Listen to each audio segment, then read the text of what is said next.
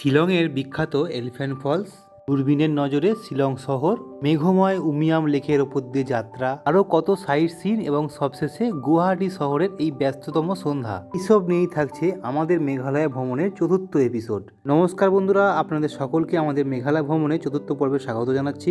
সকাল সকাল আমরা বেরিয়ে পড়েছি শিলং হোটেল থেকে চেক আউট করে। গত 3 দিনে শিলং থেকে মেঘালয় যে পুরোটা ঘুরেছি তা দেখে কিন্তু সম্পূর্ণ মন ভরেনি। তা সত্ত্বেও আজকে আমাদের চলে যেতে হবে। আজকে শিলং থেকে আমরা চেক আউট করে বেরিয়ে পড়েছি। লোকাল সাইট সিন করে আমরা গুয়াহাটি চলে যাব। প্রথমেই চলে এলাম এলিফ্যান্ট ফলসের সামনে। এখানে প্রতিজন 100 টাকা করে টিকিট, ভিতরে পার্কিং টয়লেটের ব্যবস্থা আছে। চলুন নেমে পড়ি ফলসের দিকে। নেমে পড়ি বলার কারণ হলো এখানে কিন্তু 3 ধাপে ফলসটি দেখতে পারবেন। এখানে এলিফ্যান্ট ফলস কী সম্বন্ধে লেখা আছে এবং এর সামনে কিন্তু ফটোগ্রাফি করা যায়। এখানকার লোকাল ড্রেস ভাড়া পাওয়া যাচ্ছে। এখানে অনেকে কিন্তু ফটোগ্রাফি করছেন। আমরা নেমে পড়লাম নিচের দিকে আর চলে এলাম প্রথম ধাপে। প্রথম ধাপের সামনে আমরা এসে গেছি। এই জায়গা থেকে কিন্তু ফলসটিকে এইভাবে দেখায়। এই যে এখানে লেখা আছে ডান দিকে প্রথম ধাপটি এবং আরও 2টি ধাপ নিচে নেমে যেতে হবে। দেখুন কি সুন্দর লাগছে ফলসটি দেখতে। এখানে কিছুক্ষণ দাঁড়িয়ে রইলাম, খুব সুন্দর লাগলো। তারপরে আবার নিচে নামতে হবে। আর সামনেই একটা সুন্দর রেস্টুরেন্ট আছে, অনেকেই এখানে খাওয়া দাওয়া করছেন।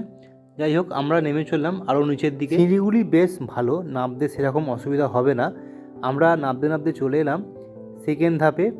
এখানে কিন্তু ছড়ি ভাড়া পাওয়া যায়। যাদের একটু উঠতে নামতে অসুবিধা হবে তারা কিন্তু ছড়ির ওপর ভর দিয়ে যেতে পারবেন। এই যে দেখতে পাচ্ছেন, চলে এসেছি আমরা সেকেন্ড ধাপে। এখান থেকে ফলসটিকে ঠিক এরকম দেখাচ্ছে। আমার পিছনে দেখতে পাচ্ছেন ফলসটি, আরও সুন্দরভাবে দেখিয়ে দিচ্ছি। এইখান থেকে জলটি নেমে চলে যাচ্ছে আরও নিচের দিকে। নিচের দিকে নামলে পুরো ঝর্ণাটাকে কিন্তু একসঙ্গে দেখা যাবে। আমরা নেমে চললাম নিচের দিকে। মাঝে মাঝে যেতে যেতে কিন্তু ফটোগ্রাফি করার বেশ কিছু জায়গা আছে, অনেকেই সেখানে ফটোগ্রাফি করছেন। অবশেষে আমরা চলে এসেছি একদম সর্বনিচে। এখান থেকে কিন্তু পূর্ণাঙ্গ ফলসটিকে আমরা দেখতে পাচ্ছি। আচ্ছা, এই ফলসটি কিন্তু এলিফ্যান্টের মতো দেখতে ছিল বলে একে ব্রিটিশরা এলিফ্যান্ট ফলস নাম দিয়ে গিয়েছিলেন। যদিও এখন এই ফলসটিকে এলিফ্যান্টের মতো আর দেখায় না, তবু নামটি কিন্তু রয়ে গিয়েছে। এই জায়গায় কিন্তু আগে স্নান করা যেত, এখন এখানে ওয়ার্নিং দেওয়া হয়েছে স্নান এবং সুইমিং এখানে সম্পূর্ণভাবে বন্ধ। এখান থেকে কিন্তু সুন্দর স্বচ্ছ জল দেখলাম, খুব সুন্দর লাগছিল। মনে হচ্ছিলো একটু স্নান করতে পারলে ভালোই লাগতো। যাই হোক, এখান থেকে আমরা বেরিয়ে পড়লাম। আবার সেই সিঁড়ি বেয়ে উপরে উঠে চলে এলাম। উপরে একটা ছোট্ট এরকম পার্ক আছে, সেই পার্কের মধ্যে দোলায় দুজনে একটু সুন্দর সময় কাটিয়ে নিলাম। আবার আমাদের বেরিয়ে পড়তে হবে। পরবর্তী আমাদের গন্তব্যস্থল ছিল শিলং পিক। শিলং পিক যাওয়ার সময় অবশেষে কিন্তু আমরা মেঘালয়ের সেই বিখ্যাত মেঘ দেখতে পেলাম। গত 3 দিনে যা আমরা দেখতে পাইনি, রোদ ঝলমলে আবহাওয়া ছিল।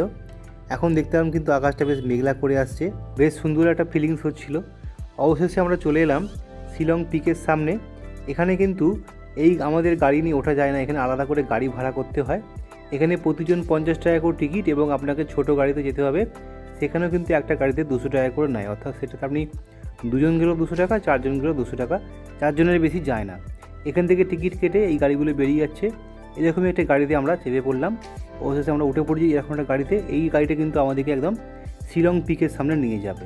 এখানে কিন্তু সবাই নিজের আইডি অবশ্যই রাখবেন, কারণ যাওয়ার সময় এয়ারফোর্স স্টেশনের উপর দিয়ে যেতে হবে এবং এখানে কিন্তু ভিডিওগ্রাফি বন্ধ এবং এখানে কিন্তু আপনারা আইডি দেখতে চাইবে।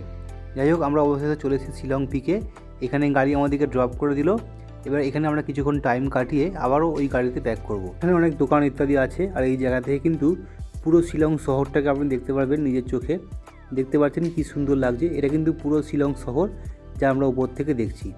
আর এইখানে কিন্তু দূরে এইভাবে দুধারে কিন্তু একটা ওয়াচ টাওয়ার আছে দুদিকেই, সেখানে কিন্তু টিকিট কেটে বাইনোকুলারের সাহায্যে আরও সুন্দরভাবে দেখা যায়। এই যে এখানে কিন্তু 20 টাকা করে টিকিট। এটা আর বাদ থাকবে কেন, এটাও টিকিট কেটে উঠে পড়লাম। যেখানে দেখতে পাচ্ছেন এই বাইনোকুলারের সাহায্যে আপনি দেখতে পারবেন। মাত্র 1 মিনিট আপনাকে টাইম দেবে, তার মধ্যে আপনাকে পুরো শহরটা দেখতে হবে। দেখতে কিন্তু খুব সুন্দরই লাগলো, একদম কাছে দেখতে পেলাম। আমরা যে জায়গায় ছিলাম সেই জায়গায় সমস্ত কিছু জায়গাগুলো আমরা দেখতে পেলাম, খুব ভালো লাগলো। এখান থেকে আমরা এবার বেরিয়ে পড়লাম। এই যে আবার বেরিয়ে পড়েছি। এরপরে আমরা চলে যাব আর একটা সাইট সিন করব, তারপর আমরা চলে যাব গুয়াহাটির দিকে। এখন আমরা চলে এসেছি ডন বস্কো মিউজিয়ামের সামনে। এর ভিতরে কিন্তু 100 টাকা করে টিকিট। শিলংয়ের সাইট সিন লোকালগুলো এখানে কিন্তু প্রত্যেক জায়গাতেই কিন্তু দেখছি টিকিটের প্রাইসটা একটু বেশি। যাই হোক, এখানে কিন্তু প্রতিজনে 100 টাকা করে টিকিট এবং এটা ঘুরে দেখতে কিন্তু অনেকক্ষণ টাইম লাগলো এবং এখানে কিন্তু ভেতরে ফটোগ্রাফি একদমই বন্ধ। আর এখান থেকে যখন বেরোলাম দেখলাম মেঘালয় কিন্তু একদম সত্যি সেজে উঠেছে। একদম সুন্দর মেঘ, তার মধ্যে দিয়ে উমিয়াম লেকের ধার দিয়ে আমরা যাচ্ছি। তুলনাই হয় না। এই ভিউটার জন্য আমরা মেঘালয় এসেছিলাম। অবশেষে এই ভিউটা আমরা দেখতে পেয়ে গেলাম। দেখে কিন্তু মনটা একদম সুন্দর ভালো হয়ে গেল। গুয়াহাটি যাওয়ার পথে দাঁড়িয়ে এক জায়গায় লাঞ্চ করে নিলাম, যদিও সেটা মোটেও রেকমেন্ড করার মতো হোটেল ছিল না। আর চলে এলাম অবশেষে সন্ধ্যায় গুয়াহাটিতে এসে কিন্তু অবাক হলাম, এখানে হোটেলের অবস্থা কিন্তু খুবই খারাপ। যেই হোটেলেই যাচ্ছি সেই হোটেলের কিন্তু কন্ডিশন খুব একটা ভালো নয়। অনেক খুঁজে কিন্তু আমাদের হোটেল বের করতে হয়েছে। জানি না এরকম আমারাই শুধু হয়রানি হয়েছে নাকি আপনারাও হয়েছেন। আপনারা হলে অবশ্যই জানাবেন। এখানে ভালো হোটেল খুঁজে পেতে কিন্তু আমাদের বেশ কষ্ট করতে হলো। অবশেষে একটা হোটেল খুঁজে পেলাম এবং গুয়াহাটি শহরটা কিন্তু বেশ সুন্দর। সন্ধ্যেবেলা কিন্তু একদম জমজমাটি শহর দেখতে পাচ্ছেন। আর এখানে কিন্তু সব চারদিকে দোকানও আছে, প্রচুর হোটেলও আছে, রেস্টুরেন্টও আছে। আমাদের হোটেলটি দেখতে পাচ্ছেন হোটেল অ্যাম্বাসাডার। এই হোটেলটা কিন্তু মোটামুটি খুব একটা ভালোও নয় আবার খারাপও নয়। যাই হোক, এখানে আমরা 2 দিন থেকেছিলাম। তারপরের দিন আমরা চলে যাব কামাখ্যা মন্দির। সেই সব ভিডিও নিয়ে আপনাদের জন্য পরবর্তী পর্বে আমরা আসছি। 51 শক্তিপীঠের অন্যতম অর্থাৎ গুয়াহাটি সেই বিখ্যাত কামাখ্যা মন্দির আগামী দিন আমরা যাব। এইসব ভিডিও কিন্তু আপনাদের জন্য থাকছে। আর গুয়াহাটি শহরেও কিন্তু প্রচুর লোকাল সাইট সিন আছে, যদিও সেগুলো সব করা সম্ভব হয়নি।